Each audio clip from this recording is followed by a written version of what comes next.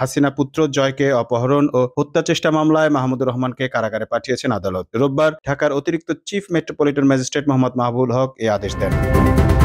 এদিন আদালত প্রাঙ্গণে মাহমুদুর রহমান বলেছেন, ফ্যাসিবাদের বিরুদ্ধে লড়াই করতে গিয়ে নিজের মেরুদণ্ড সোজা রাখতে হবে। মেরুদণ্ড সোজা রাখবার জন্য আমি এসেছি। ফ্যাসিবাদের বিরুদ্ধে লড়াইয়ের জন্য আজকে আত্মসমর্পণ করেছি। এ লড়াই অব্যাহত থাকবে। এ মামলা পুরোটাই সাজানো। তৎকালীন সরকার ফ্যাসিবাদ ব্যবস্থা চালু রাখতে আমার বিরুদ্ধে মামলা করেছে। মাহমুদুর রহমান আরো বলেন, আইনে যেটা আছে বাংলাদেশের আইন অনুযায়ী আমি আত্মসমর্পণ করব। আমার লড়াই অব্যাহত রাখবো। যদিও এই মামলা মিথ্যা এবং একটা উদ্ভট ব্যাপার, আমার লড়াই অব্যাহত থাকবে।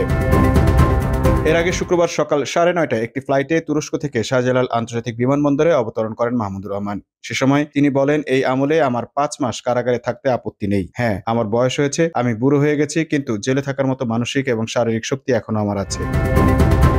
কাজেই আপনারা এটা নিয়ে একদম বিচলিত হবেন না, একদম উদ্বিগ্ন হবেন না। আইনকে তার রাস্তায় যেতে দিন, আমাকে আমার মতো করে লড়াই করতে দিন।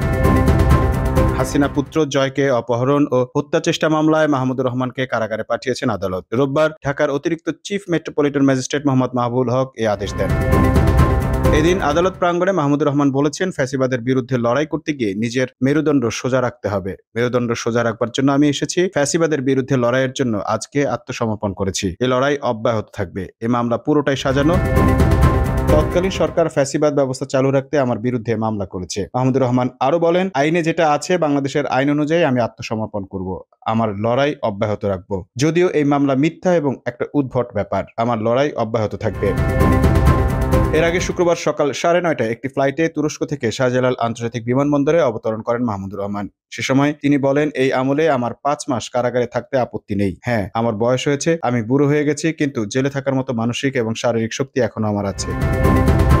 কাজেই আপনারা এটা নিয়ে একদম বিচলিত হবেন না, একদম উদ্বিগ্ন হবেন না। আইনকে তার রাস্তায় যেতে দিন, আমাকে আমার মতো করে লড়াই করতে দিন। Mamun Mahfuz, time news desk.